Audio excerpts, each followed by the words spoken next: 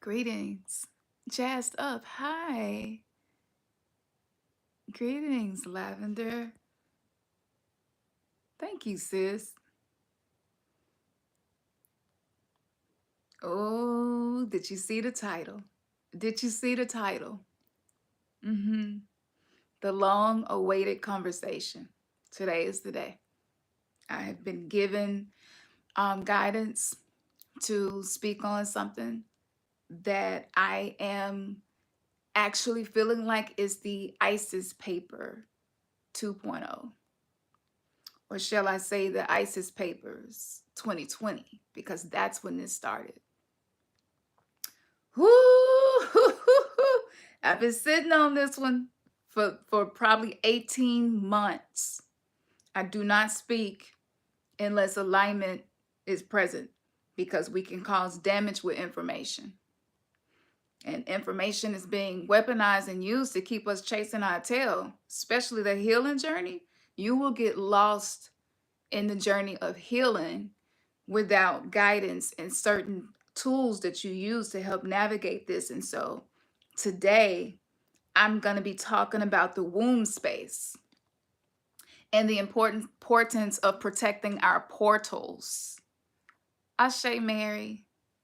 Ashe Medicine Queen. What's up, Misty? Sis, yes, I'm on. Your timing is impeccable. That's my sister. Ugh. When I cuss, it like it's just a form of affection. You know what I'm saying? So like, if you hear me say that's my motherfucking sis, it's no offense. She she yeah, Misty Medicine Queen. Y'all should follow her on Instagram. She's the real deal, the real motherfucking deal. Yes, and we ain't gonna be fucking no mothers today, but y'all know what I mean. I don't have, that thing called manners they say women should have.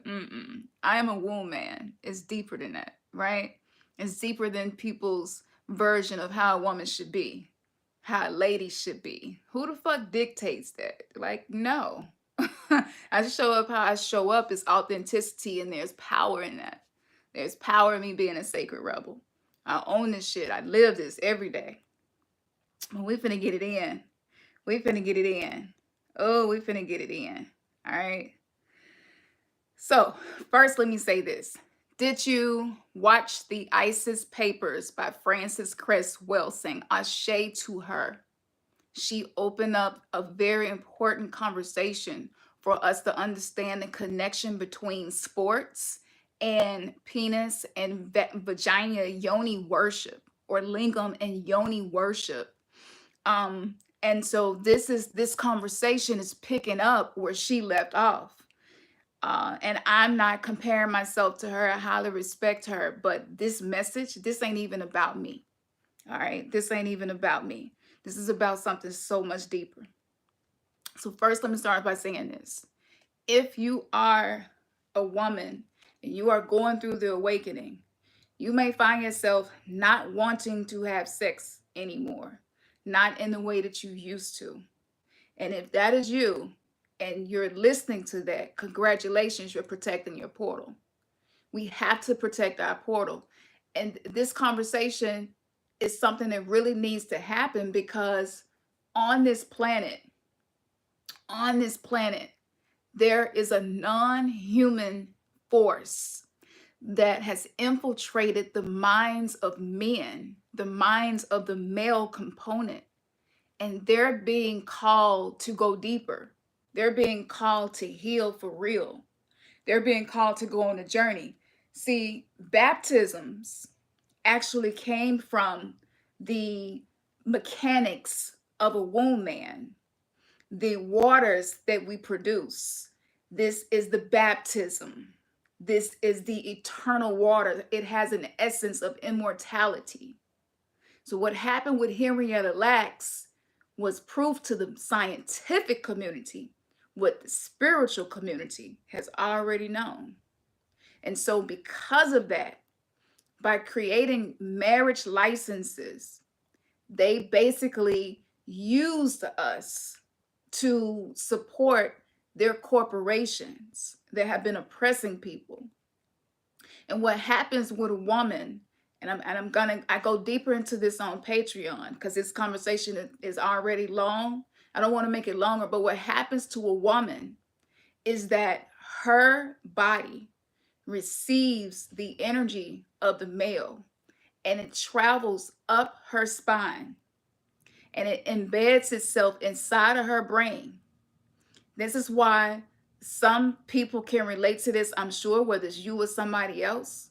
This is a grown folk conversation, y'all, so I don't want to have to filter this. So if you got kids in the room or something, put your headphones on, or do whatever it is you need to do.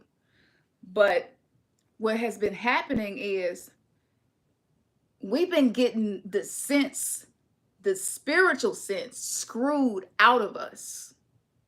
Because see, if you're not aware of your spiritual anatomy, you don't know what type of energy you take it on. That shit affects your mind. It is no coincidence. The etymology of words always shows the truth. Mental illness, mental illness. So this is not a conversation about blaming anyone. I'm speaking about systems and energy, because everything in the universe is frequency, energy, and vibration. So this is not a personal conversation. This is a spiritual conversation. So this energy embeds itself, and they have even found this in autopsies of dead women who have fragments of semen, the DNA of semen inside of her brain. And they carbon dated it, and they found that it had been there for 50 years. That's a long time to take on somebody else's energy into yourself. 50 years. That's most of our life. So you lose who you are if you are having 3D unconscious sex. And whatever the male is struggling with, it becomes your struggles. But check this. Whatever womb man he has been sleeping with, and whatever man she been sleeping with, all of that data etherically connects you to all of them. We can't have a conversation about being spiritual people and awakening, and we don't talk about this. Because now you are tethered like a modem and a router to all of these people. And because quantum entanglement is really a thing, spooky action at a distance, which basically means once you share energy and you connect, it doesn't matter the location. It doesn't matter the space. There is going to be a line of communication on a vibrational level that you will not hear, you will not see. The five senses does not pick up on it, but it comes through in the way you think, the way that you behave. It comes through in the shit that you dream about, because your subconscious mind is accessible while we're dreaming. This is why so many of us can't remember our dreams. This is the ability that was given to us to help us navigate the 3D matrix. And so now we have all of these people who are linked like Wi-Fi on the same channel. And if one of those other people start going through depression, out of the blue, you can wake up feeling depressed. And you're like, I don't even know, it's really nothing happening in my life for me to be feeling like this. Why do I feel this way? They could get angry and get into a fight, and you'll become combative. You'll become easily triggered. You'll start just shooting out, popping out 0 to 60. And what this does is it distorts your ability to navigate as a spiritual being in a low density dimension. And the violence that has ensued on the womb space, it was never really about anything that we thought it was about. It was about ownership and gaining access to the Akash. Because the womb space is the only space on this whole planet that's capable of conjuring a soul to come down and take form into a body. They haven't been able to create anything else that does that. Are y'all listening to me? You could take every quantum computer, D-Wave, all of the CERN machines, they collide in particles trying to figure out the mechanics of what we naturally do. So if I have a vessel that's capable of that, why do males go so far to buy physical things, cars, houses, take flights on jets? But if you're his woman, he just gotta let you know that he want it, and he get it. It's like you're willing to pay $10,000 for one flight on a jet. You're willing to pay $20,000 for a fucking watch or a chain, but you can't pay your respect and honor. It's a mental illness. It is a spiritual sickness. And there is numerous entities that want access to the Akashic records, that want access to space, to the cosmos. And we have access to it all day, every day. This is what they did not want us to know. That's why every single indigenous spiritual system, initiations are processed through the feminine. Without the feminine, you don't reach the higher initiatory stage in any spiritual system. Monotheistic religion turned it in reverse. They said, you know, if you worship this one God, this one male God, and believe that the feminine is the reason for all your problems because she created the curses that's in the world, when you die, you'll go to heaven. Or when you die, we'll give you 72 virgins. Or when you die, and everything was about like after you die, but we already died. Our soul has been sleeping. That's why we're awakening now. So the yoni became something to be owned, obtained, because they needed gatekeepers. So they shut down all of our sacred sister circles where we were healing one another and healing the community. It was sacred for a boy becoming a man to go through his ceremonies, to be with a woman who has specifically been trained in Tantra, to escort him into this higher level of consciousness through the feminine element. They needed to take sex and put propaganda around it and turn it to something else. Why is sex used to sell everything? Sex was even used to promote Christianity. They created these canvases and these statues called Sheela Nagig, Sheelanagig. And the Sheela Nagig's purpose was not only to draw new people into Christianity, specifically people who love the yoni, of course, right? This marketing that we see now, this sexual marketing is not new. So they would use those and put them over top of the church, right in front of the dome, which represents the womb space, right under the steeple, which represents the penis. And so this is like a form of pornography that was used to draw people into Christianity. Did y'all know that? This is what's on Patreon. I go into depth about a lot of these things.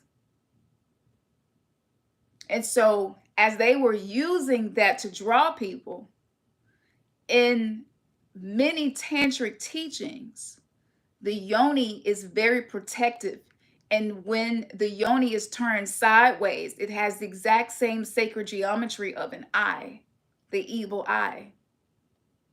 The yoni was believed to remove negativity and to actually send negativity, what some would call wickedness, away.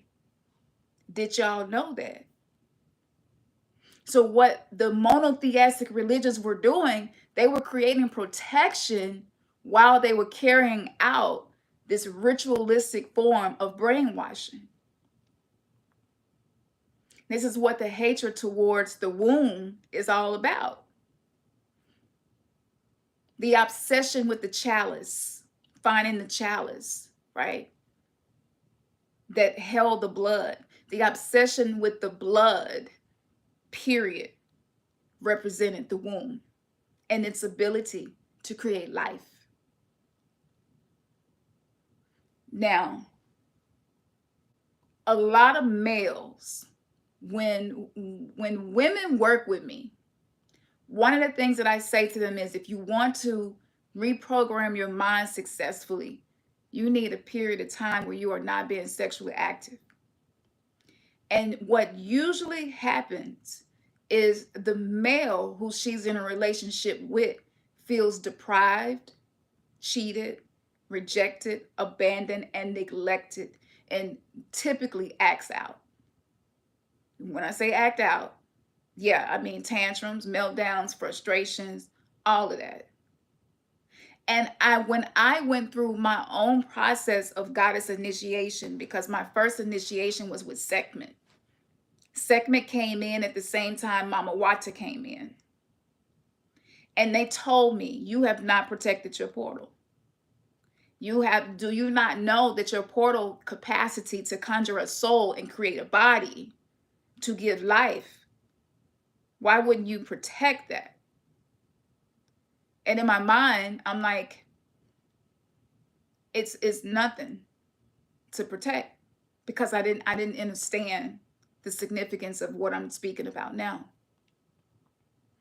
And it was almost as if it was a form of dependency that a lot of males develop with womb men, because they're craving that life force energy. They're craving, it's not just about the pleasure, it's not just about the climax, it's the craving of connection to source, the craving of connections to the spiritual dimensions, the craving of connection to the mother. A lot of men grew up with mothers maybe who weren't emotionally available, or maybe it was just something that was missing, and they have insecure love attachment. And so women became surrogate mothers, hence the mythology of Isis, Osiris, and Horus.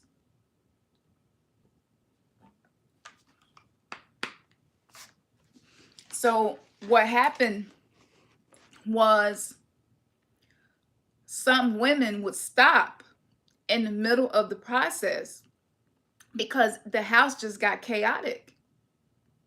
And it was almost as if the male lost complete control of his emotional regulation. You know why? Because even if he don't know the capacity of the black hole, he don't really know the mechanics of the yoni. Most males do not know these things. So he didn't know that the connection to spirit was being achieved through sexual connection with her. Most men will tell you, like, as long as we having sex, I'm good. Because it rebirths you. It is a baptism. Every time it is a baptism. The properties within the juices, the waters, the sweet waters that flow through us, heal. They heal. But if you don't have a lifestyle to sustain that healing, then the woman becomes the one who's constantly trying to fix and heal the male. But who gonna be there for her? Because oftentimes he isn't really able to step into that space spiritually with her yet, because he haven't held that space for himself. This is the damage of living in a world where the male was denied his rites of passage into manhood. So they feel like they've been cut off from something, and it usually triggers them feeling like a victim and feeling like you mistreat them and you doing them wrong. And this is unconscious. It's not conscious. A lot of times they won't even know they act indifferent towards you. But I'm telling you, if you have went through your spiritual awakening, if you're watching me, you have. You must have a period of time where you process all of the data that's already stored in you. However men you've been with, multiply that time 50 years. That's how much data is inside of the woman. And we can't brag about being spiritual beings without accepting the accountability and the responsibility. To much is given, much is required. We're being required to move different. Because what happens is the yoni is an amplifier. So it's going to amplify whatever is going on. And if you don't agree with some of the things in your life, you have to take time to see, am I amplifying something? Because if you allow the male to enter you without proper sacred alignment, not only is he going to be dumping his unprocessed pain and trauma into you, but you're taking that on for 50 years to work through. When they found out that the womb space has the capacity to connect with all of these dimensions that they can't get into, they needed some type of way to control it, just like everything else, whether it's cigarettes, marijuana, alcohol, any substance that can alter the mind. They want to figure out a way to own it. They want to figure out a way to make money off of it and control what is happening, control what you do. A lot of women can't really even embody their sexuality in a sacred way the way they want to because of this mechanism of control. The copulins within the yoni have been scientifically found to align with what spiritual indigenous cultures have known for ages, that it actually alters the hormones within the body and the neurological system, which means it affects behavior and emotions. So when a woman is cleansing herself, purging herself, cutting etheric cords to everybody, I recommend that even if you in a relationship or married, have a period of time where you cut all cords and release attachments, because you're not going to get the clarity that you're seeking. And so this is why their behavior changes. They think it's just because they're not getting physical intimacy, but it's spiritual. It's not personal. It's deeper than that.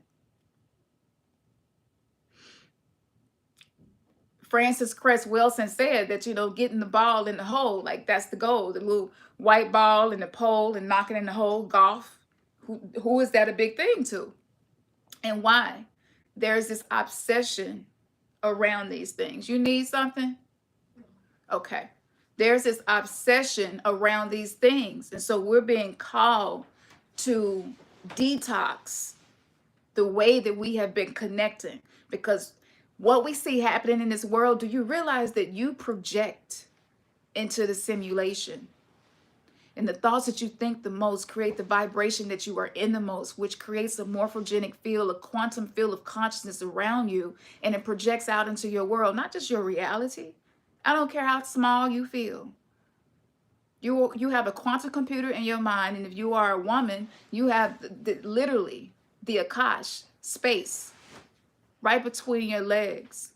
You have a heart that has the capability to reach miles and miles away. So if your heart is hurting, and a lot of women are hurting right now, because we're going through goddess initiations, even if you don't remember, it's happening in your dreams, it's happening in your sleep. That's how it started with me.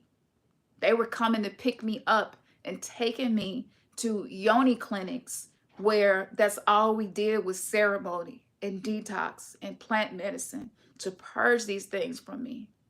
what I was calling demons and what I had been diagnosed with mental health issues and physical health issues. It was actually something that developed because of the DNA that was inside of me from all of the men that I had been with. And they taught me and walked me through the process and explained this process to me. And I from that point, that's when I started creating the religious detox, the 3D matrix detox course. The ceremonies that's in that course came from the astral realm. It came from them coming to pick me up to teach me. And if you've been around for a while, you know that everything that we've done here, I first dreamed about it. And so they're giving me guidance and direction. So if you're in a relationship and it's resonating with you, like just sit them down and talk to them and let them know, like, I'm supposed to be a guardian of the galaxy and I didn't know. And I really need to take some time to find myself and heal and figure out what am I here to do and how can I best follow my authentic path. This ownership and this sense of entitlement that the patriarchy created, most men think being in a relationship means that sex is supposed to be happening as a byproduct of the relationship. There are no prerequisites in most men's mind.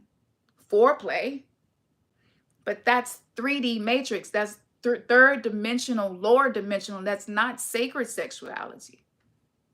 That's scarred sexuality. It's searching for something. Most men come to the well to drink water because they're searching for something. They're searching for connection. They feel the disconnect. But there are other ways to access this, and the goal is for them to cultivate their own feminine energy and discipline their masculine energy so that they're not dumping anything out in space. And once you talk to him, because again, this space is just a mirror. We're the microcosm of the macrocosm. So whatever you've been researching and studying about that, whatever is happening in space is happening within. By doing this, you are no longer denying someone else the opportunity to evolve by rescuing them from their toxic patterns. You're creating a soul boundary so that violation does not continue. And unfortunately, this is what we have been conditioned to do. Our relationships actually became trauma reenactments.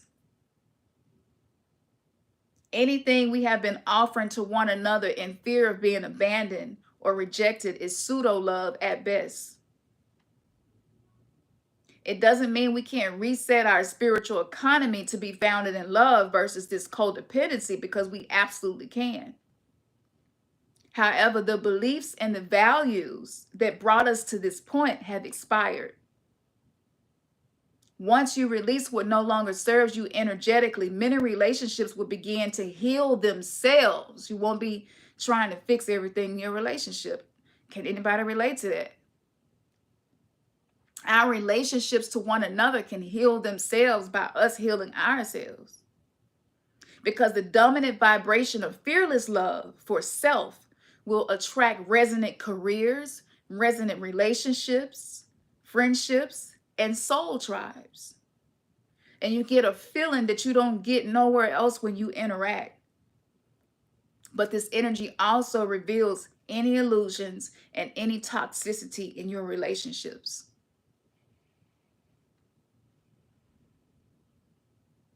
Now, intimacy has, for a lot of us, we were trying to be intimate at the same time we were in survival mode. And those two things are like oil and water. Both cannot exist in the same place anymore. No more than night and day existing in the same time and space.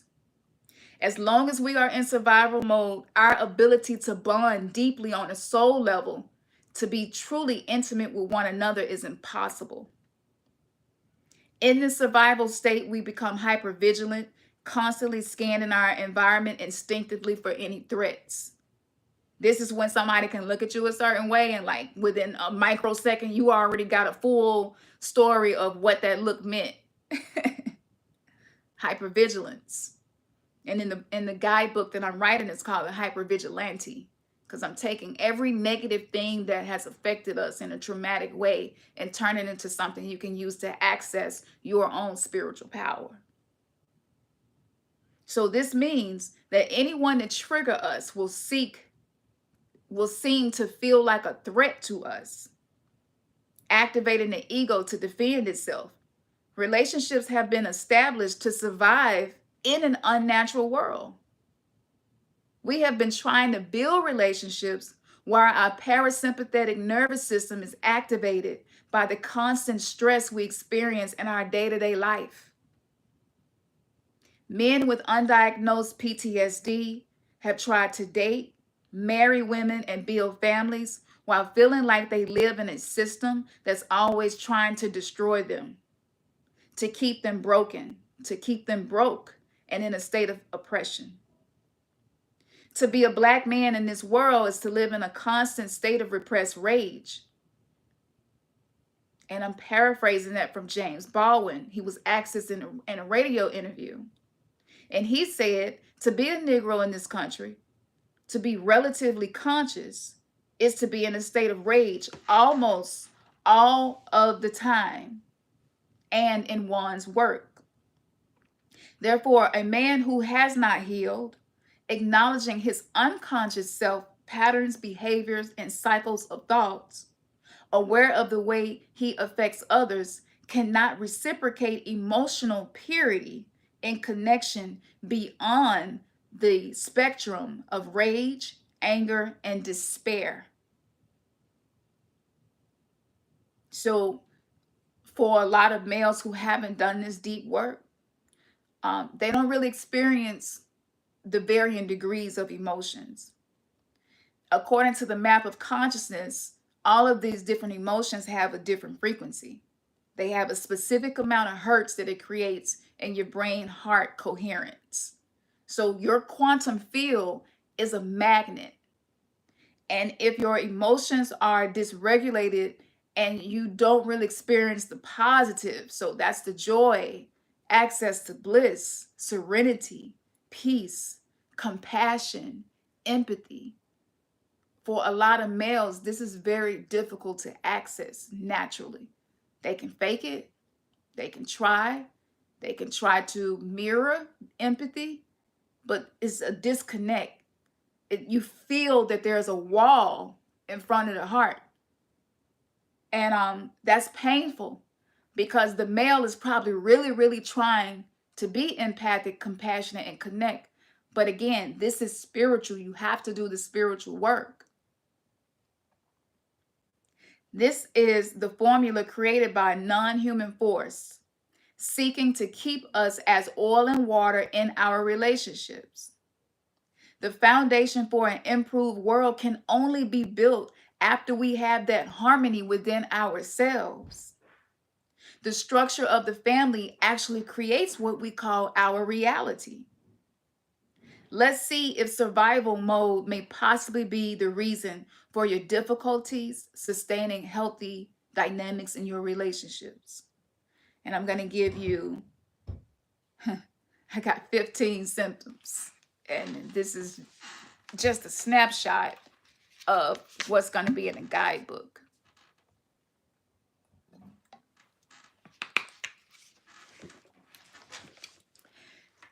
Constantly feeling on high alert, being hypervigilant, difficulty trusting others or forming close relationships, always thinking about your immediate needs, such as food, shelter, or safety. Now, number 3 is what the male was programmed to believe he had to offer, to be a provider of food, of shelter, and safety. They were not given an identity beyond that. They weren't given any spiritual identity in the way that they function. This keeps you in survival mode. It keeps your nervous system ready to be in fight, flight, freeze, or fawn. Number 4, constantly seeking more resources or ways to meet basic needs, difficulty planning for the future or focusing on the long-term goals, feeling a constant sense of scarcity or not having enough, engaging in risky behaviors to acquire resources or survive. So they took hip hop and they said, we're going to use hip hop and turn it into rap, trap, drill. And the purpose will be to create this mindset in the culture. And we're going to use people who are very talented and gifted to connect to Mercury, which is the planet of communication. According to the 5 root races, many of the indigenous darker skinned cultures on the planet are connected directly to the planet Mercury and Venus, which rules over addictions. So for a lot of people, rap is actually, they're actually addicted to rap. The way that it stimulates you to acquire resources, to dominate women, to talk bad about women, those are spiritual contracts.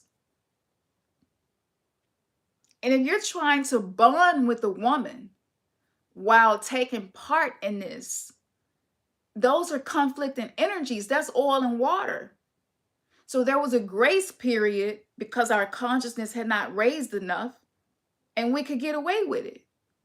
That grace period is over. The 2 earths are splitting. Yesterday was the beginning of a split. We weren't on top of each other overlapping yesterday. We were on 2 separate earths. 3rd dimensional, 5th dimensional consciousness. You maybe even felt it going back and forth, kind of feeling bipolar. I had stuff blinking out of my physical reality yesterday.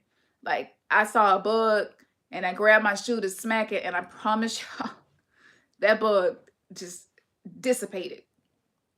And I was like, the timelines are splitting again. Because the timelines are created by the collective consciousness. Right? So in the music, it became black magic. And I'm not saying black magic as if it's a negative thing, but it became a source of protection and warfare, but not for the people doing it, for the people who are the hidden hand behind it with these hidden agendas. That's what I mean when I say that. The hidden agenda is being done in dark. So this contract, until these pacts are canceled, whether you made them consciously or unconsciously, it still creates an effect. And if you tend to live in the realm of effect, meaning you're always at the effect of something, you're always reacting to something, you don't live proactively, you don't choose and decide how are you going to react when you're triggered, all of these things and the emotions and the vibration component of this, it solidifies it within you. So this puts up a wall around the heart. It incapacitates your ability to navigate the spirit realm and actually see women for who they really are. This is what they're using to do this. I did a breakdown. Called Hip Hop Weaponization. That's on YouTube, and I did get a strike for the second part. That's on Patreon. And I broke this down because y'all remember crack, the guns, all of the weapons and the drugs, the whole NWA story. Like that was a specific mission. I'm not gonna get into that because I don't want to interrupt the stream. But the purpose of that, again, was to give us the weapons and the addictions that would support what they were planning and going to do. And if you don't know about that and your goal is to be more conscious, you must know the plans of the enemy to know how to navigate. So yeah, they have thrown black magic on a lot of women.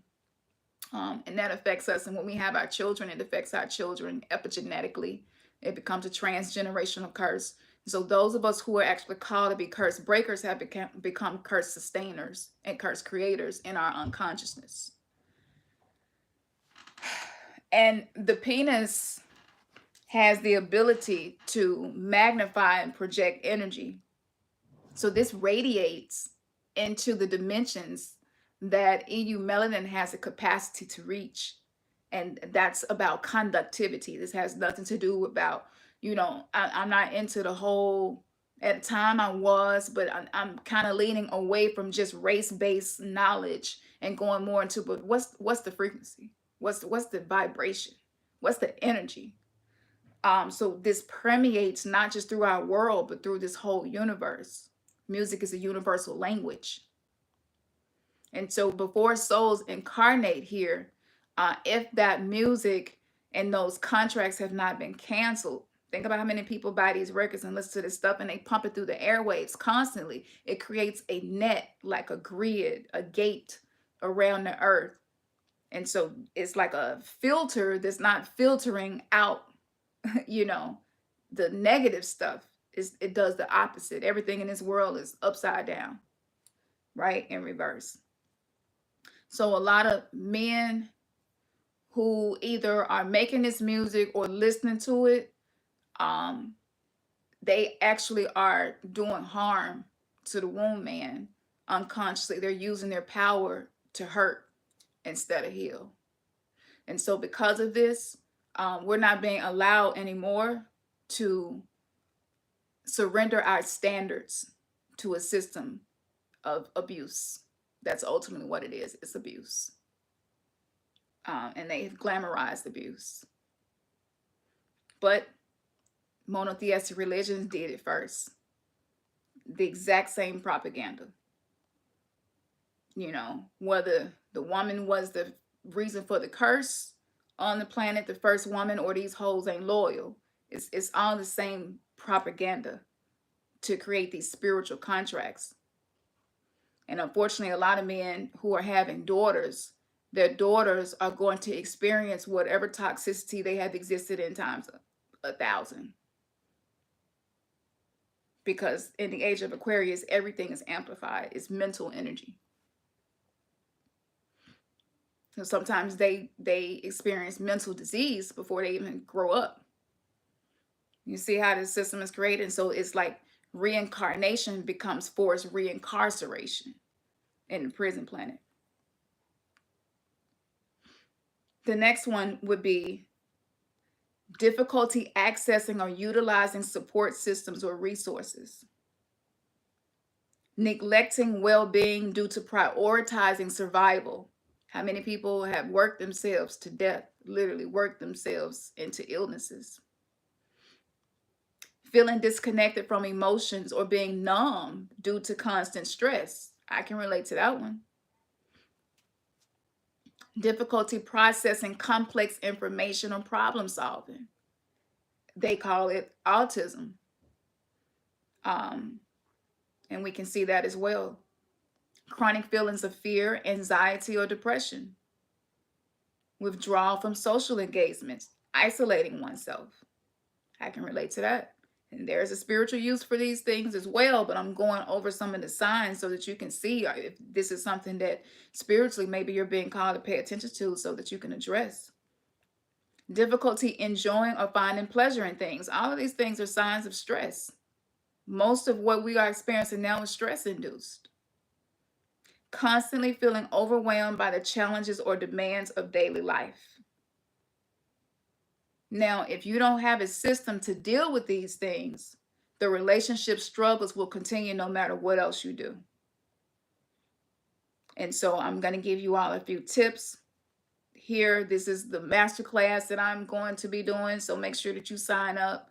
I'll send the links out. It's going to be free. But some of the tips is shadow work, exposure therapy, and mirror work.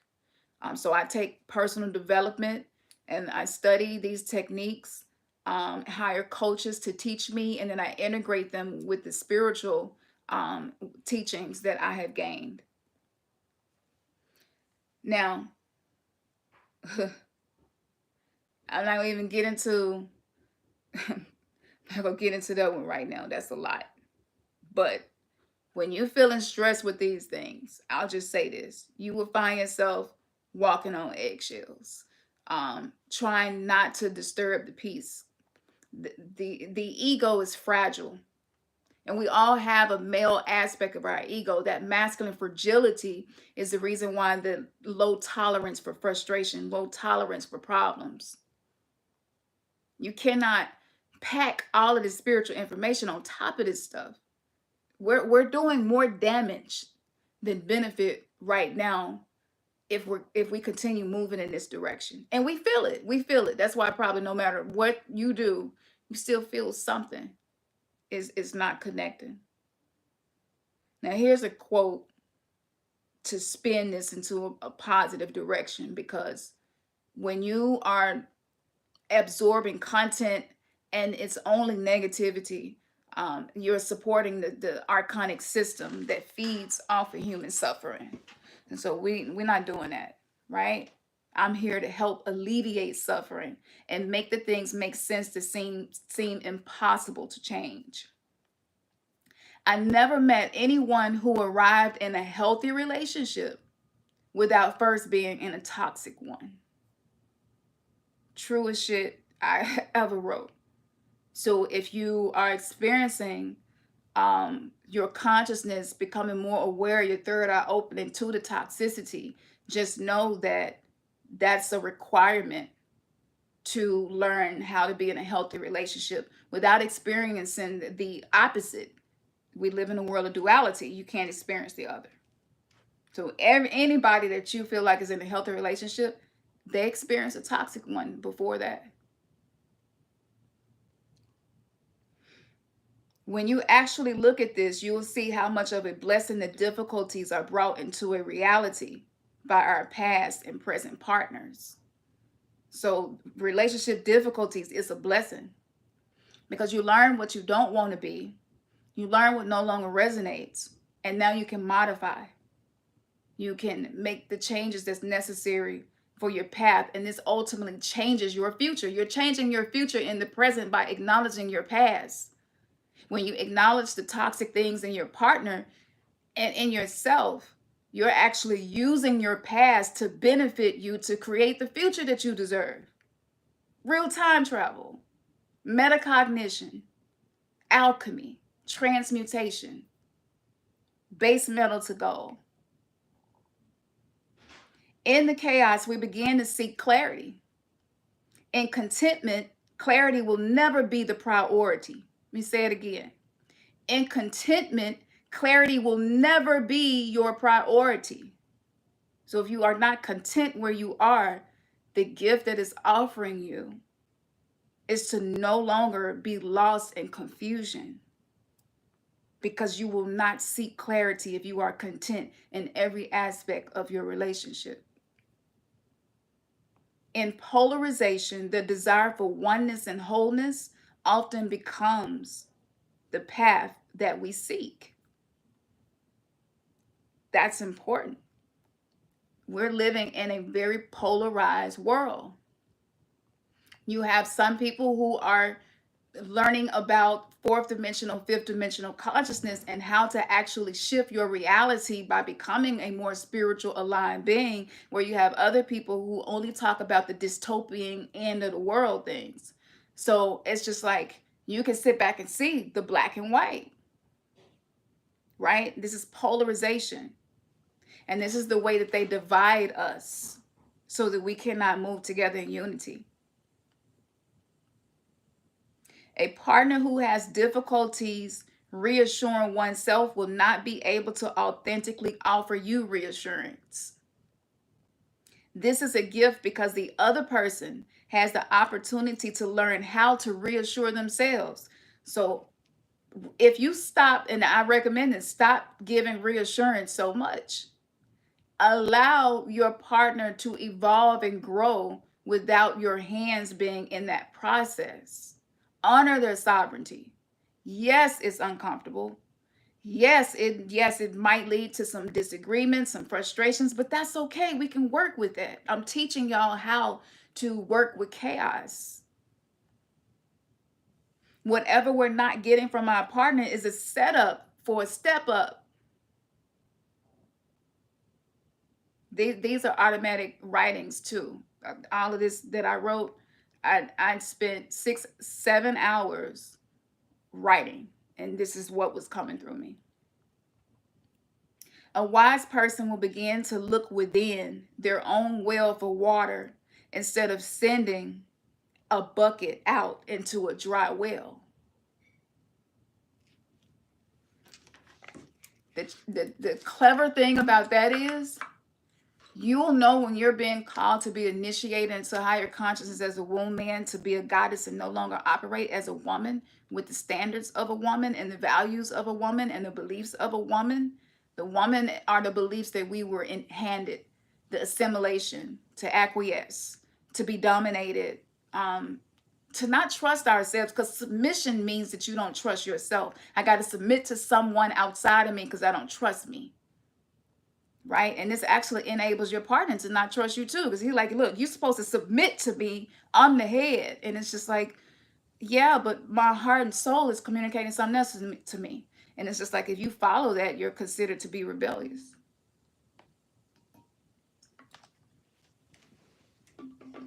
Hence the mythology of Lilith, which was Adam's first wife. And she didn't want to do things the way he did because she knew it was water in her well.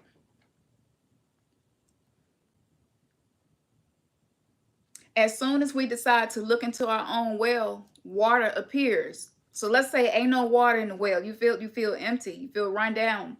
I had burnout from doing New You Mystery School and the Dark Feminine University at the same time. I burnt out last year. And when I started to go deeper within myself, the water, the refreshment, the baptism, the rebirth, it would happen as I went deeper. It was like, it was so amazing to experience myself being nourished from the inside. And that is a process that they also call becoming securely attached. I know y'all probably study personal development like I do. Like, to me, I don't see how you can become a more spiritually balanced person without personal development and self-mastery. So I was like, wow, I create more water the deeper that I go. And so I'm not insecure. I don't need anything from my partner to feel whole. I used to. I was so insecure about my connections that I will overgive, I will overcompensate, I would people please, I would not communicate my needs. I would try to be as less of a burden as possible because I grew up feeling like I was a burden all the time. And so that's literally codependency. Spiritually, codependency is someone who is sacrificing their own sovereignty to try to appease someone outside of them, and it never works. It never works. So to tell a woman that she is to submit and follow whatever the male is telling her to do, they were distorting our natural capacity to be one and celebrate our differences and honor each other's thoughts and beliefs and decisions. The universe will support those who go within themselves to connect with Source. Because the infinite universe lives within us, we are the microcosm of the macrocosm. So whatever we do not only impacts our relationship to ourselves, but to others, thus impacting the world, which is how a paradigm shift is created. Now, I'm going to mention one of my favorite channels on YouTube. His name is Patrick Tehan. And that's spelled Teahan. He spent a lot of time working with people that were having a lot of generational trauma. And he has probably over 15 years of constant working in this field. And he posted something that really hit me, because I said, if the womb space is magnetic and it's capable of conjuring a soul, that means it can conjure and gather and absorb energy from its experiences. So if you are wondering about your own personal family trauma, because that's usually the origins of what disturbs our relationships. Partners, parents. You see how the anagram is all there. Partners, parents is there. It's connected. You can't disconnect the two. If you disconnect either one, you're not going to get to the root. You're just going to keep dealing with the surface. And surface relationships are not being supported anymore. You're just going to feel miserable if you living on the surface. He said, can toxicity in family be measured? And I think that's a great question, because some of us maybe feel like it was toxic, but you really kind of don't know how or why. Or maybe you know, but you're like, it's something missing. So he gave a test, and it's a family toxicity scale. Here are some of the points. So if your answer to what I'm about to say, just like I did before, if your answer is, I never experienced this, that would be a 1. If you experienced it a few times, that would be like a 3. And if you experience it frequently, that would be a 5. Okay? To simplify. When I was growing up, my caregiver's parents seemed miserable, disgusted, or aggressive towards others in my family environment. Number 2, I or other family members were ridiculed, made fun of, or humiliated when they were vulnerable and in need of empathy, guidance, or support. Number 3, I witnessed or experienced children being physically, emotionally, or sexually abused. Psychological abuse, hitting, sexually, weird off behavior, exploitation, consistent contempt, harsh punishments, violence, extremes in crossing boundaries, infantilization, severe neglect, refusal of medical care, and verbal assault. Number 4, I witnessed or experienced caregivers ignoring or avoiding problems in their life or in the lives of their children, which resulted in making problems worse. Number 5, I want to validate you with this. You're not, you ain't tripping. We went through some things. And the first step in truly healing, not the surface healing, but healing the depths, is to acknowledge these things. I witnessed or experienced neglect, such as lack of daily connection, a sense of isolation, having to raise oneself. That's some Gen X shit. A lot of us really did raise ourselves. Not being a priority to adults. Not being protected from harmful people or caregivers. Being more invested with strangers or those outside of the family for their own appearance or personal gain. I witnessed or experienced unrealistic expectations on children, such as children raising children, being expected to perform as an adult at an early age, a child's needs being viewed as trivial or being forced to be self-sufficient. I witnessed or experienced caregivers responding poorly or inappropriately to crises or difficult events like apathy, I don't care, or rage. The next one, I witnessed or experienced caregivers who believed that the world was conspiring against them. That's victimhood. Martyrdom, key word, because most monotheistic religions teach martyrdom as something that's sacred. And paranoia. I witnessed or experienced caregivers engaging in substance abuse, off sexual behavior, or significant drama with other adults. Number 16, I witnessed or experienced caregivers being self-involved, exploitative, or narcissistic, treating children as commodities or living vicariously through their children. The next one, I witnessed or experienced caregivers manipulating or denying reality to serve their own needs, such as gaslighting, denial of events, dramatic narratives and stories, and lying. I witnessed or experienced caregivers engaging in betrayal of their children by siding with the perpetrators, such as bullying adults or peers. I witnessed or experienced a marked difference in how certain family members were treated, scapegoats, the golden children, gender favoritism. I witnessed or experienced parents, and especially like little boys.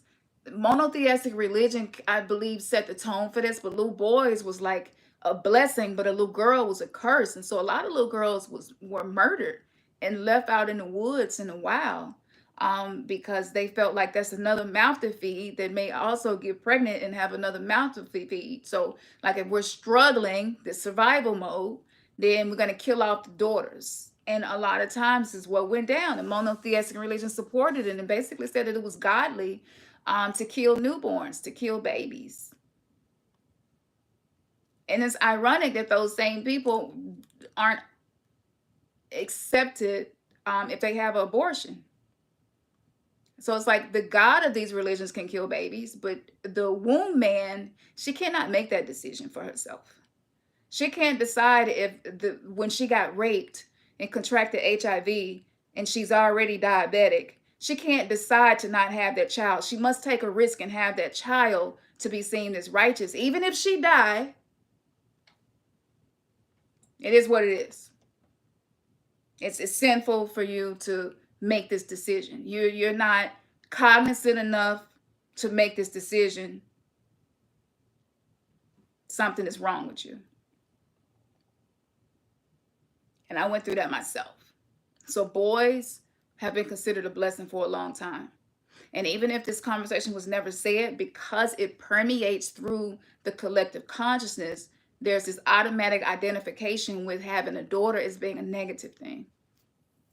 And still today, there are places still today that kill baby girls for this very reason. So if you got some of those, it's safe to say that you have experienced trauma, and it makes things that maybe you are experiencing now make sense, and not to just be something that that you blame yourself for, because a lot of us live in shame and blame. And the thing that I find, a lot of men live in that space. Emotions are vibrational fields of frequencies that attract external events that are in alignment with the emotion. So if you feel shame, maybe that you feel like you not providing the way that you would like to, and then you have sex with your woman, when we have sex with them, when it's happening, we take on that energy. And because we have a womb space that they don't know, they have no idea what it's like to have a womb. They have no idea what it's like to be in this feminine essence where feelings are amplified. Because our emotions are amplified and more intense, what we attract into our reality is also more intense. So the capacity for us to attract things into our reality is on a level that most men can't even confound, that the level of responsibility that comes with that. So like, why am I supposed to have sex on the premises that was established through trauma generationally? Like, why am I supposed to do that to myself? And I know that I'm the creator of my reality. Why would I take that energy into myself, and then he's not going to be able to help me navigate through those intense experiences or the external conditions that are created because of them? So this was the reason they needed the male to be developmentally arrested in his emotional development. Because if the scarred masculine becomes the sacred masculine, and he learns how to work with these energy, this is chaos magic, baby. Chaos magic. Feminine energy is chaotic. Mother nature is chaotic. Just go out in the woods and spend a day. Spend a day in the elements. Whether it's the ocean, the desert, the woods, no matter where you go, it's not evil. It's just the properties of the feminine. So if you don't know how to transmute chaos, when those energies create external conditions, the man may feel victimized. If you bring it to him, he may feel like you being extra and dramatic and just too intense. I can't handle it. I can't deal with it. And he might not say it, but you can see it in his behavior. You can see it in his micro expressions. You can see it in his low tolerance for frustration. You can see it because he may become less emotionally resilient to things. So a lot of women have been standing in the space of being a protector, but not being given the credit of doing so, because the battle is being waged within the hidden realm, which is the spiritual realm. You cannot see it. It must be experienced through emotions, through energy that is in motion. So if they are blind emotionally to these things, how can they help you when the outcome of what your energy together co-created? This is why women are 4 times as likely to die an early death in long-term relationship and marriages. It's not the single women. It's the women that are in partnerships that have these statistics, according to Dr. Gabor Mate. And I've shared a lot of his content here. So when I tell you that protecting your portal is necessary to navigate the shit that's about to occur, I mean that. And I don't know how to put this out in any other way. Like, I've tried marketing and working with people, because y'all see the numbers over here, like, I've been doing this since 2006, and it ain't nothing that I have ever predicted or said that wasn't accurate. So it's like, I'm like, why am I not reaching more people? I know people want this. I know people are ready for the smoke. They sick of the smoke screen. They don't want to suffer. People don't want to suffer. People want to ascend. People want to integrate. What's happening? But the matrix, it do what it do. And that's okay. Even if it's just a few of us, that's okay. But I dedicated my life to this. And I've taken a lot of heat. And there are things happening in the background that a lot of times I don't even speak about, that I go through because of the frequency that I speak in. So if you don't do anything else, let yourself have some time to work through this, because the famine that has been engineered is about to reach its highest levels. And I so much want to do another WAP war on consciousness, metaphysical, spiritual lecture, to decode some of these codes and how it show up in your fucking refrigerator. That's how deep they take me.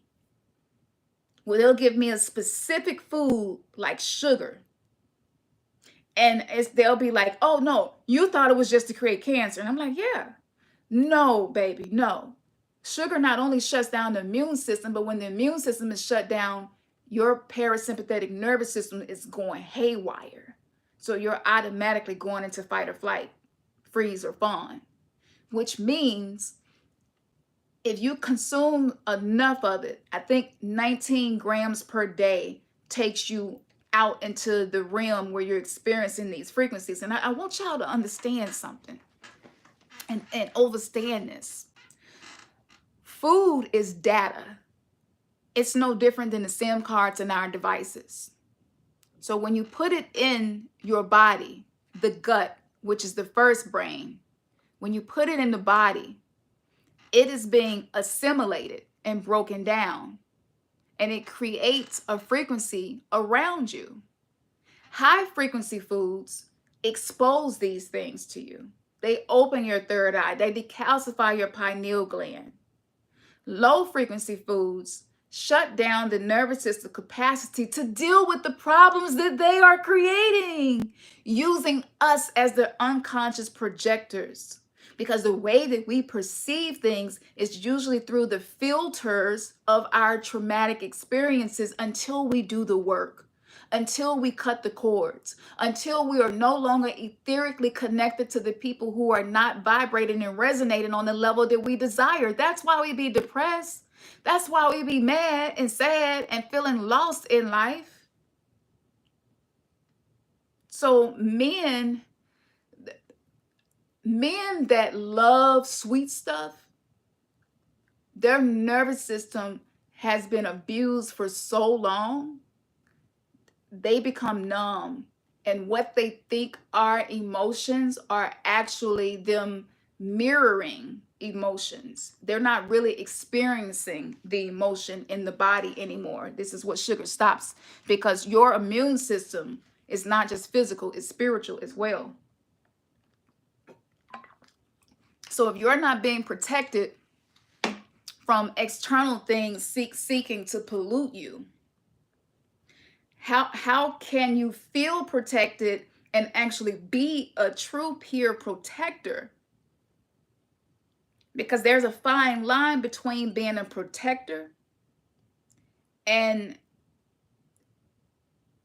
being someone whose purpose is to keep people imprisoned.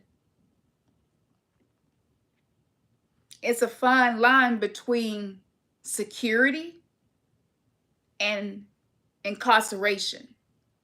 And that line is so fine, and it has been blurred so much, sometimes you can't really tell what's what. So for 2 hours after consuming sugar, the immune system shuts off completely, which means now you're open to entities as well, because you can't separate the two. Viruses and bacteria and microorganisms and parasites have their own consciousness. Sugar feeds candida. Candida is a parasite, and it actually alters your behavior. This is why you can give sugar to kids and their behavior is altered. You can do it to yourself. And it behooves me how people say what I do is wicked, demonic, and evil. But every year on our children's birthdays, for most of us, as long as we can remember, we have given this component ritualistically to our children. And oftentimes, your solar return is the day where there is no limit. You can have as much sugar as you want. And it's like considered a form of love. This is the sickness of the 3D matrix. These social constructs were created to keep us imprisoned. And and that's not to shame anybody. I still give our daughter cake on her birthday, but I either make a cake and use agave or something like that, or find somebody that does. Like, I go out of my way to do things to make sure I'm not being a hypocrite to what I know. And I ain't perfect. I'm not perfect by far. And I remember the very first time that really hit me, that we have been participating in a ritualistic ceremony that creates not only dis-ease of the body, but dis-ease of the mind. Trippy shit. And I said, well, on a karmic level, what is that creating? Because we know that we're here to be curse breakers. That's the whole purpose in spiritually awakening. But like, what contract energetically am I creating when I practice this? The 3D matrix will have this type of information go through a filter where it's perceived as something wicked, evil, or bad. That's how turned around it is. And because we're going through the bifurcation of the earth, that for those of you who got the 3D matrix detox course and on Patreon, I gave y'all a map that mapped out 9 years of everything that was going to happen. And it ain't been inaccurate yet. And it's not going to be. Because when you read things like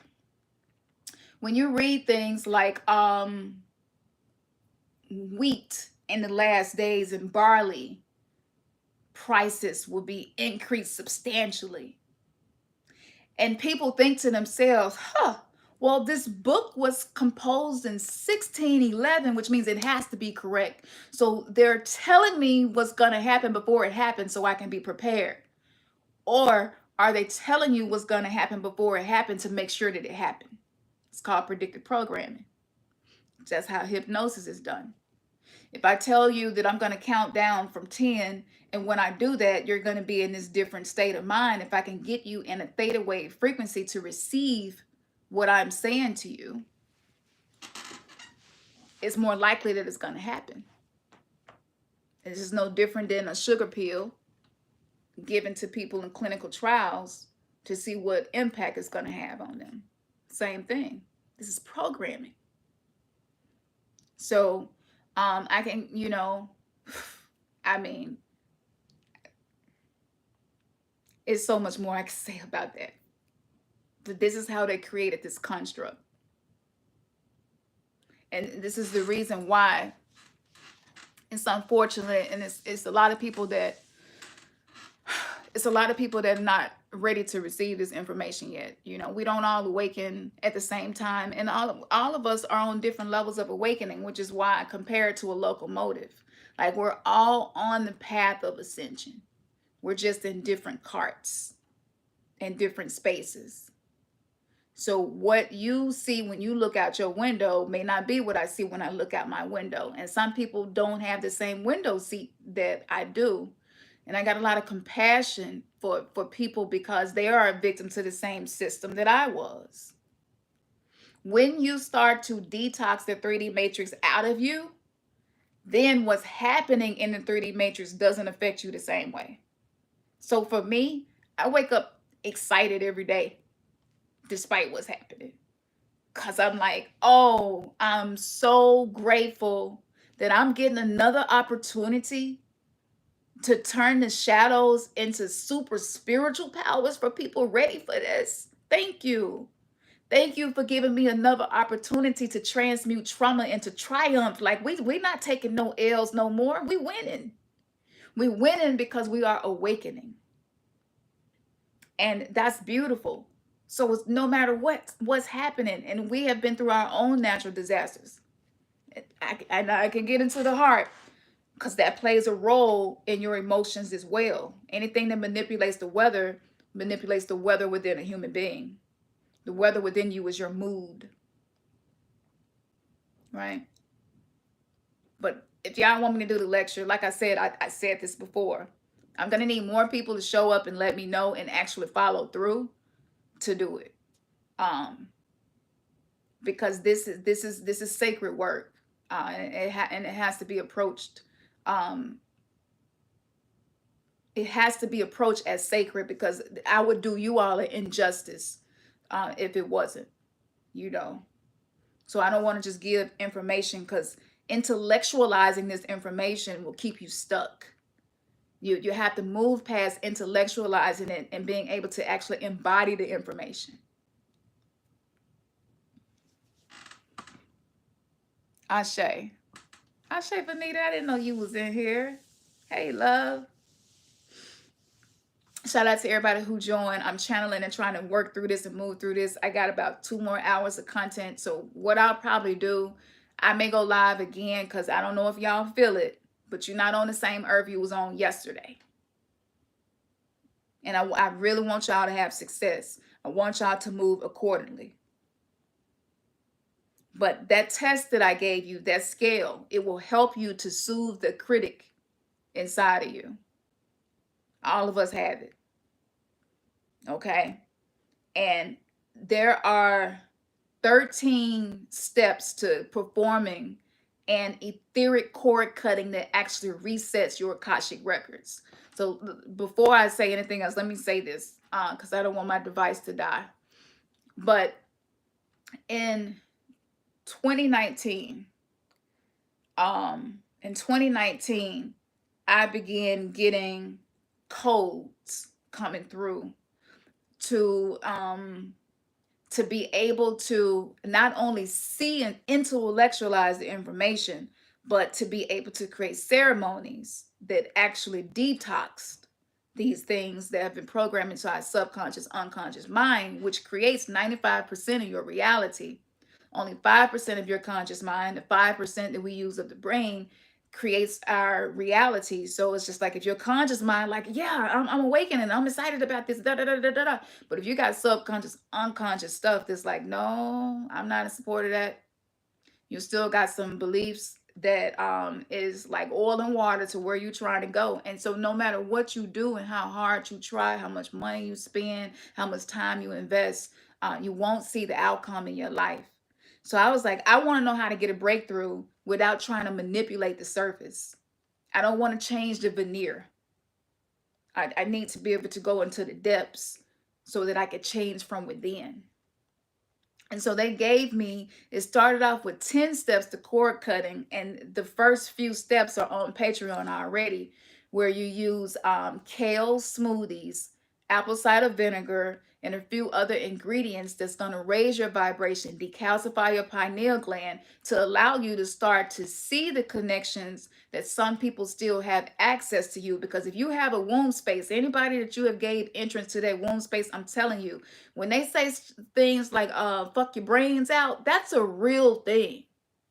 And like you will lose your mind out here trying to move the way we moved on the old earth. That grace that we had is gone, y'all. Can't y'all feel it? That grace gone. It's time for us to grow up. Those lockdowns was a time out for humanity, for us to reassess. And the cord cutting was successful, but it seemed like all too quickly I would start having experiences that let me knew it wasn't complete. So then I studied Carlos Castaneda's book about being able to recalibrate the soul. And so that information is in the 3D Matrix Detox course as well.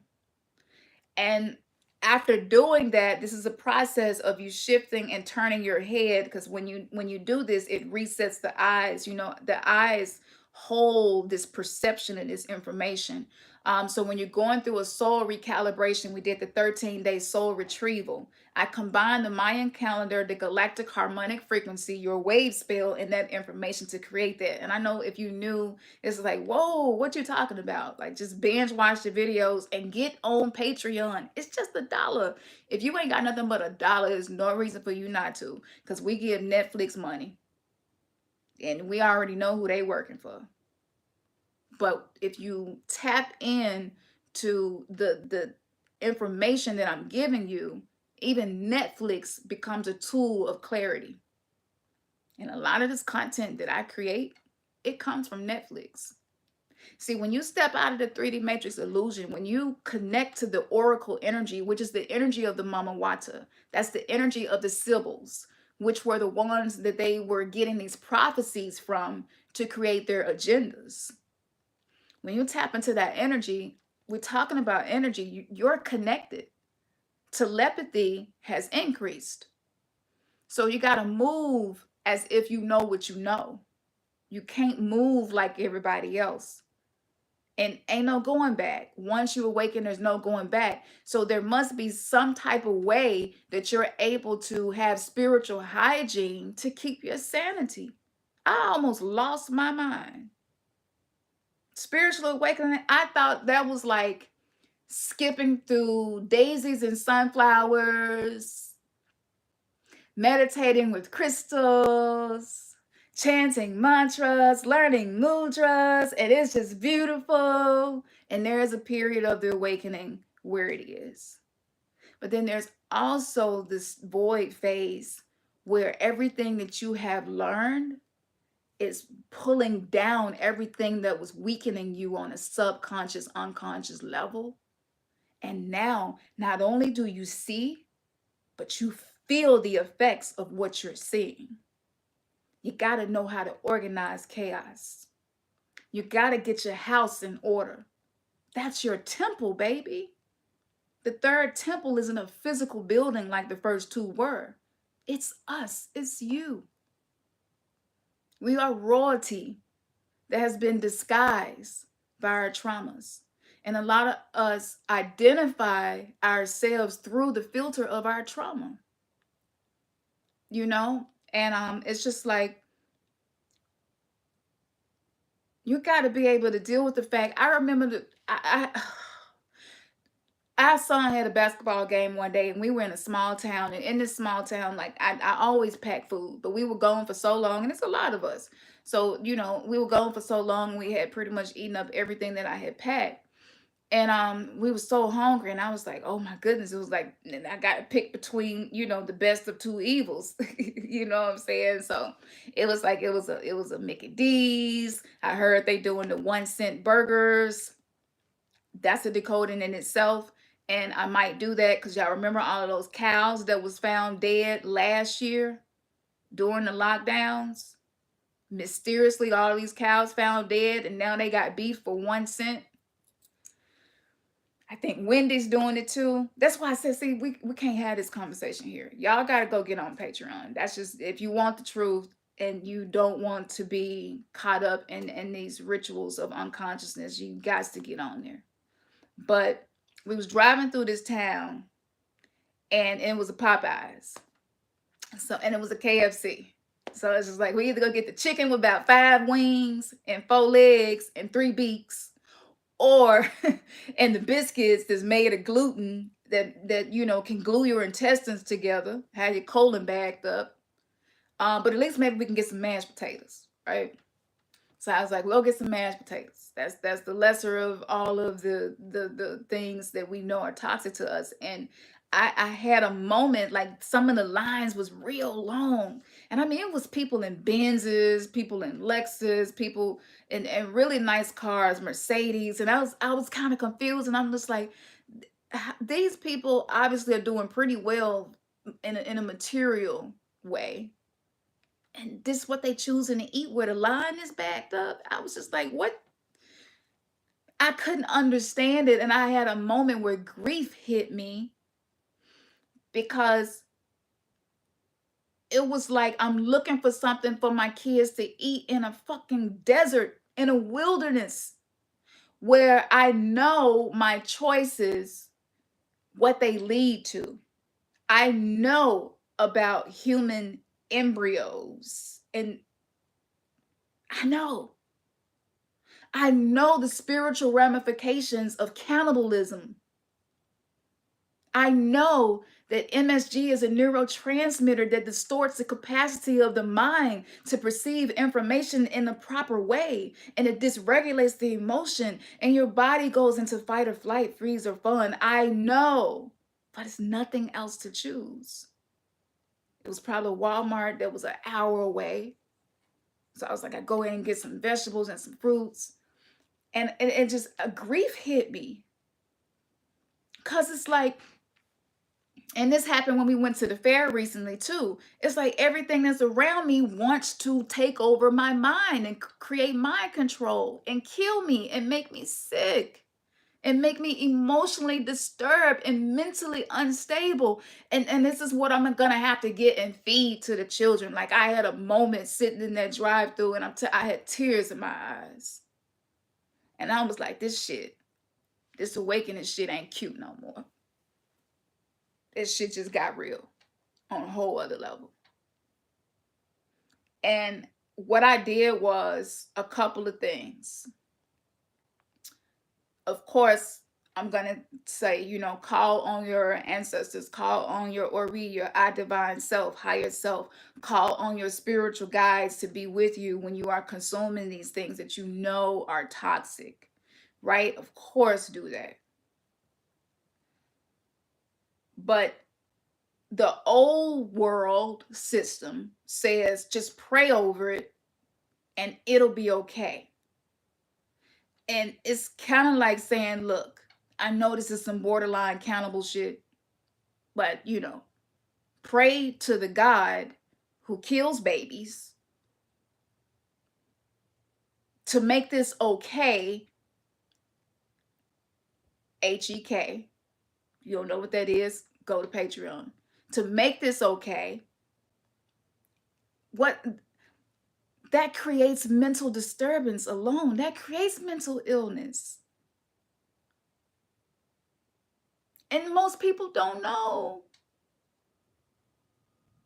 People that we love, they just don't know. And I went through a period where I was telling everybody, like, you might not want to eat that. You might not want to drink that. Here's this list of foods that has this in it. And people started to turn on me. And I couldn't make sense of it. And I'm like, we in the desert and I'm trying to give you water. And you turning on me. You calling me crazy. So it's a weird, strange position to be in. So one of the things that we do, because I like to give some solutions. Even though we had to consume that, I did all the spiritual stuff, and then I passed out charcoal tablets to everybody. You know, and the charcoal is black. It absorbs like black do, right? Black Lives Matter. What are they absorbing with that propaganda and what they're using it for? But I passed out charcoal. This is how my mind worked. I passed out charcoal and I was just like, the blackness absorbs what could kill me. Why am I avoiding my own darkness? I'm not going to avoid this. I'm going to feel it all. And this is when that stress that make you not want to feel nothing, I started transmuting that shit in real time. Like, no, I'm not running from this. Ain't nothing for me to be afraid of. This just me versus me right now. I got this. And I sat with that grief and I cried. I did. And I have apologized to my children. My oldest child, it was so much I didn't know. It's affecting her today. You got to be accountable. So if you're eating something that has all of these excuses programmed around it, right? Energetically, on a vibrational frequency, now you're in alignment with not being accountable. I'm not picking on males because, like I said, I'm speaking about energy, but a lot of men, they have a very hard time being accountable, especially if they were scolded as children and don't want to feel like they did something wrong. And so if you bring something to them, it's I feel like an attack to them. You're really just trying to get them to be accountable because you can't change anything in your reality until you are accountable for it. Even if you can't see how you're responsible, just to say, okay, I'll take some of that responsibility so that I can work with it.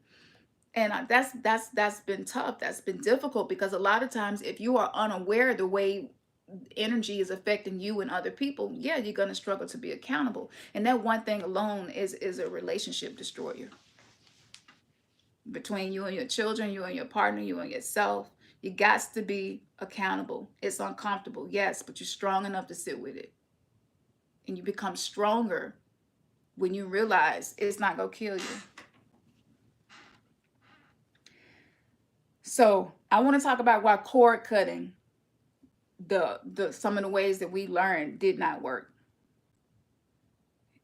I got 10 reasons, but I'm just gonna go over a couple because I'm gonna end this soon, and I might take a couple of questions. Think about your question now. If you got a question, post it, and I'll see if I can respond to it. But these are the top 10 reasons cord cuttings don't cut it. And remember what I said about the way that they season a lot of the foods and stuff now. Okay, that's an etheric cord too. The violence that we saw from chicken sandwiches, like that was a ritual, and a very powerful one. And a lot of people that consume these things think it's okay to slaughter a chicken to eat it, and in gluttony oftentimes, but it's not okay to do it in a spiritual rite, a spiritual practice. This is how backwards we are, where the life of a chicken, it is only there for me to fill my belly. There's life in the blood. It's no coincidence that women were called chicken heads. Language, music, it all speaks to us and teaches us once we learn how to decode it. So most people teach us to do something that's actually life negating to being able to cut cords and maladaptive. This is based on the trend of toxic positivity. This is why cutting cords don't work. This is based on the trend of toxic positivity. So you want to do the opposite of what has become a trend oftentimes. Sometimes focusing on the toxic traits can actually help you remain detached once the cord cutting is complete or has begun. Make a list. I'm going to give y'all, take notes. You can start doing this before I do this masterclass. Make a list of all the things that were toxic And make sure that you journal and meditate on ways to use it to protect you. So when I got out of my 10-year karmic relationship with my last partner, this is what I did in 2014. I made a list of everything that was toxic that showed up. And it was parts of me that was like, girl, you being judgmental. Girl, you wrong for that. You being a hypocrite. You do that too. Yada, yada, yada. Ignore that. Just make your list.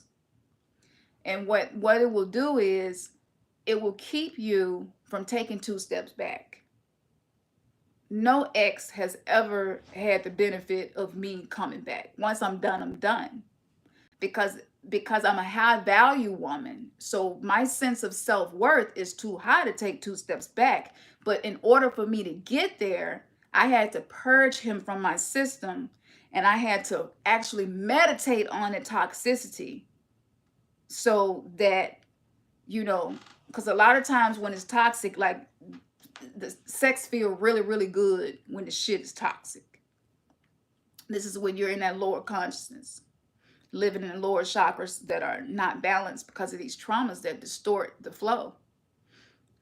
So when you feel weak, or maybe they reach out to you or text you, anybody who dealing with that, this is what you do, and you meditate on that shit, and you will stay detached. You will not allow yourself to get attached to this person again. And I went through 10 years of having all of these karmic lessons from past lives with this person. And once I was done, I was done. People were just like, most women can't do that. And I was like, because they ain't detox their womb. You got to detox your womb and your mind, as above, so below. So that will help you. And sometimes the astrology, just like Venus in retrograde, Venus is the planet of love, planet of self-worth. When it's retrograde, that's usually the time that a lot of people backtrack. That's usually when it happens. But if you don't study astrology, it's easier for you to become a victim to it. And so you just won't know. You won't know why you're feeling like you're feeling. They slide in your DMs or something. You're like, okay, we can go out to eat or whatever. No. Mm-mm. This will cut that out. All right.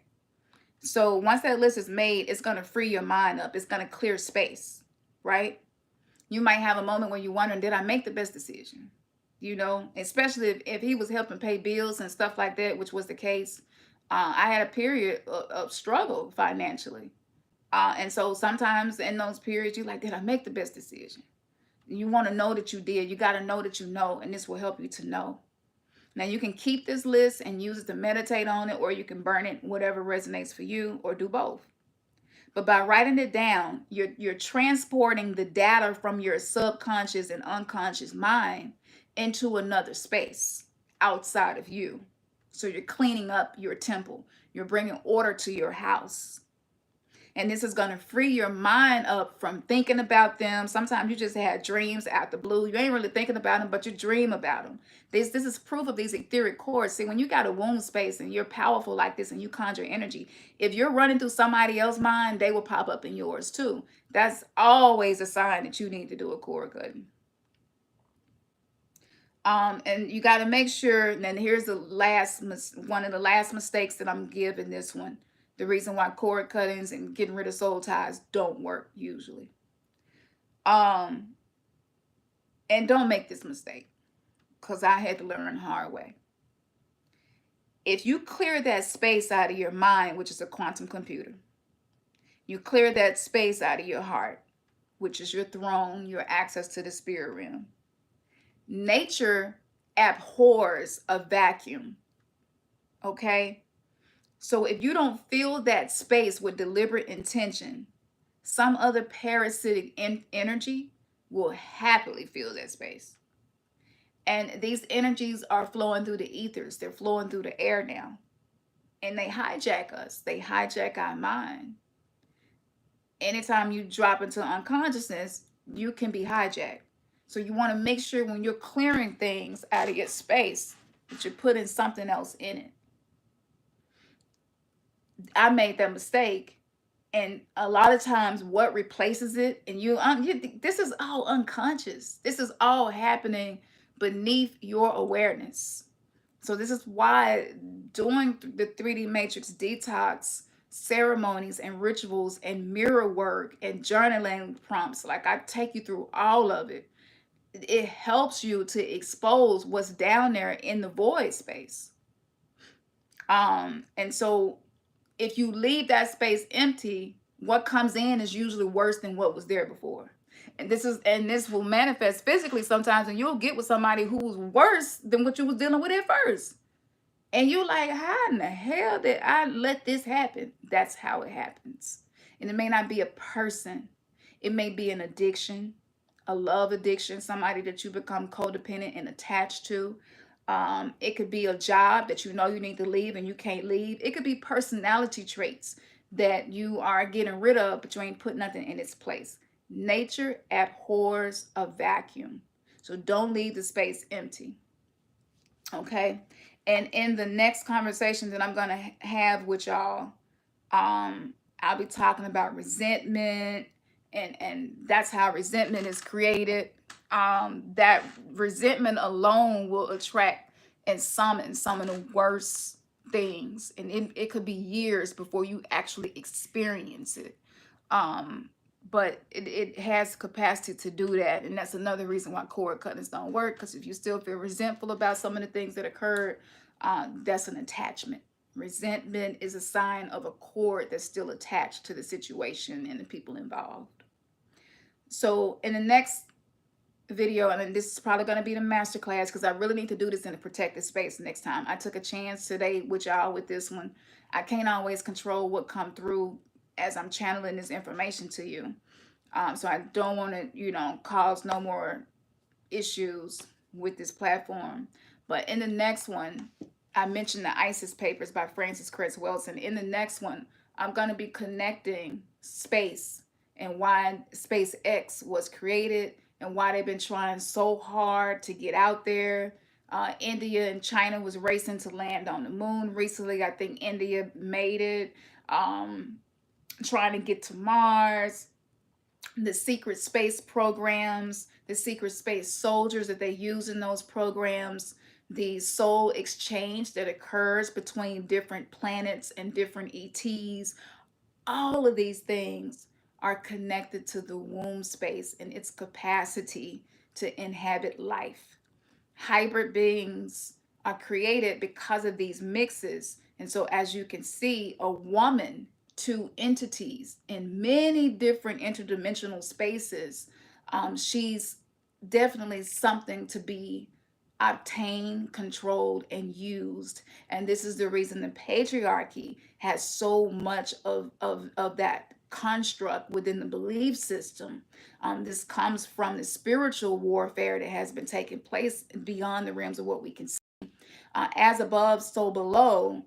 You're the microcosm of the macrocosm, which means the portal between our legs is directly connected to space. It is the black hole. So you can do some research with maybe Bobby Hemmett, metaphysically, to do some research.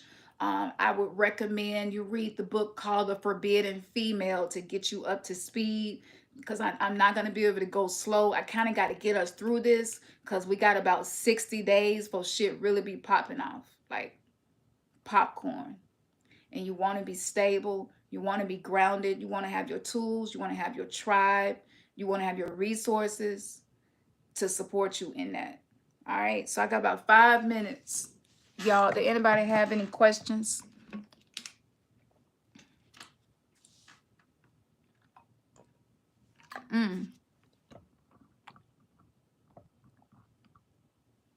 Black Bruja. What's up, Terica? You say you really don't know what to eat. Well, for me, I muscle test myself to find what to eat. So if I have my pendulum with me, I use my pendulum. It's just reading energy. That's it. Is this healthy to go in my body? Is this going to benefit me? My yes is clockwise. My no is counterclockwise. That's one way. The second way, hold the food up close to your body. Hold your arm out. Have somebody push your arm down. If your arm goes down really easily, then it means that food will weaken your force field and potentially weaken your body, physically, spiritually, emotionally, mentally. But if your arm doesn't push down really easy, then that means that food will be okay for you. It's called kinesiology or muscle testing. Those are two ways that you can figure out what to eat. And keep some charcoal on hand just in case you consume something. And sometimes after you eat it, you like, yo, I don't like the way I'm feeling. You know, like I don't like the way I feel different. I don't like it. And take you some charcoal to absorb whatever you have consumed. That helps me. And as you can see, I'm drinking a ginger, pineapple, mango, cucumber smoothie right now. This is part of my everyday diet now. Instead of having periods where I do it, just doing it all the way through. You know, those are high frequency foods. The frequency food list is on Patreon. Check that out. I talk about muscle testing as well. And I have a whole masterclass on using pendulums to help you pick your food as well. So hopefully that will help you. Let's see. Glass Moon, ain't seen you in a while. You eat pineapple now next to this. Yes, yes, yes. Got to get that bromelain in you. Ah, Ashe Eve, how are you, beautiful? Let's see. Okay, so I don't see nobody. They got a question. How do you remove past lovers? That's what we was going over, and what I'm gonna try to do. Yoni steaming. Yoni steaming is definitely a part of my 13-step process as well. But yeah, I got something way more effective. So effective to where when you go to sleep at night, you will go wherever they are and see the shit that they be doing that maybe you don't even know about. And that alone make you be like, I don't care if they was offering me $1 million. It's not happening. And I'm gonna be real with y'all. Our present partners, sometimes we need to do this with too, because if they're going through a phase in their awakening where they're going through a dark night of the soul or a spiritual emergency, these are different things that I wrote blogs about on the website. Like, you want to give them the sacred space to work through that as you're working through stuff too. This is what nobody told us. Nobody told us. And for women who married, I mean, I feel sorry for a lot of them because they just feel like they live to please their partner, and mm, that's such a terrible thing. That's such a terrible thing. Because you, in the end, you feel empty. And so I'm going to be sharing the statistics. I'm going to give you the statistics on what happens to you over time when you live this way. And so all in the name of marriage, all in the name of partnerships, you know, like, we have really been deceived. The dowry, that teaching alone descended us into a lot of suffering. And whatever the woman is having to deal with, it permeates happy wife, happy life. You hear that, right? That's telling us something. It's telling us something. Let's see. It's a lot to take in. I know. Yeah. Aaliyah, during our menstrual cycle, is that a good time to release past pain? Oh, yeah. That's one of my favorite parts of this process. When we can get into that deeper. Okay, I'm not gonna. It's that's sacred information. I'm not gonna share that here. But they don't call it menstruation for no reason. Listen to the word menstrual. And remember, I talked about mental. This connection between as above, so below. And I am going to say this. When a woman bleeds, not only is she releasing eggs that could have been children, not only is she releasing the lining of her uterus, but she's releasing the emotions that she have absorbed oftentimes for her partners. Oftentimes she has absorbed so much of that she purges. Like, when you have heavy bleeding, it's usually because you absorbed a lot of negative emotion and pain. If you have clotting, this is communicating something to you about the psychological foundations that you exist within. That is a form of blood sacrifice. We purge the entire collective planet when we bleed, in alignment with the moon. And so if you menstruate during the full moon, It's very important for you to keep your energy clear of anything that will contaminate your path. And sometimes it is people that we love and care about. They don't know. A lot of times they unaware and unconscious of some of the things that they're going through as well. And we'll talk about the different phases of the moon and your cycle and how to make that work for you instead of against you. But that was one of the main things that they told me when they took me into the goddess realm. They said, I cried about this too, but they was just like, people don't even give y'all credit, but y'all be cleansing the planet. And y'all take a lot of that pain and suffering into yourself and cleanse the planet. And it's like you have to go through it alone. You can't even take off work. You can't really take off school. Like, you need time to be with yourself and process that. And I've been so blessed to have enough courage to not work a 9 to 5, to trust that I'm going to be okay financially so that I can work through my own temple in my womb space, so that I'm not teaching from a place of what I have intellectually obtained, but what I'm embodying and experiencing. The utter disrespect that a lot of us have put up with because we have a high tolerance for disrespect because of how we were conditioned as children. That one thing alone creates reproductive dis-ease. And that's why so many of us have fibroids, cysts, and cancer. Those are psychological conditions. And they want us to believe it's just physical, but it's not. So check out the book, The Myth of Normal, Dr. Gabor Mate.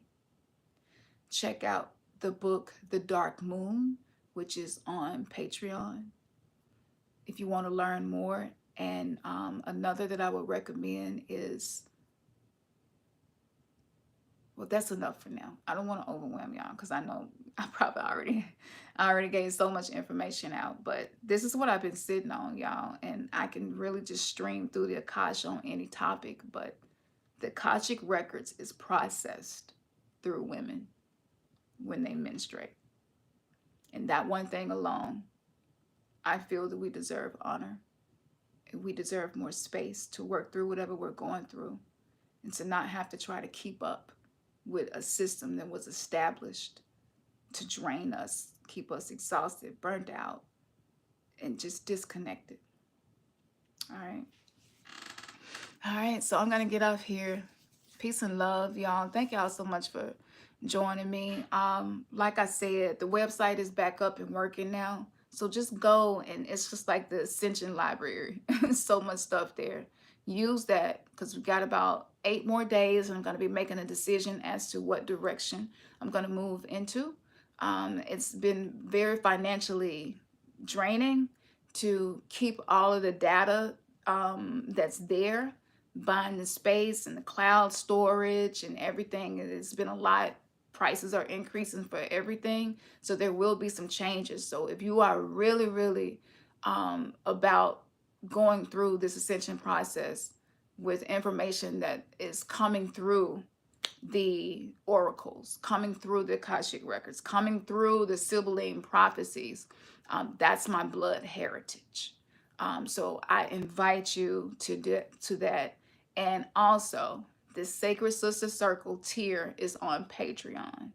The first 8 days of you joining, I'm going to be walking you through every day with an oracle reading to connect you to the divine purpose of that day that's already there.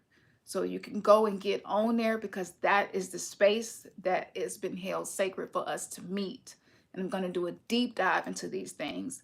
And as I said, the next time I go live, I will be decoding space trash, all of the pollution that's out in space floating around, the old satellites and stuff. All of that reflects what has happened in our womb space.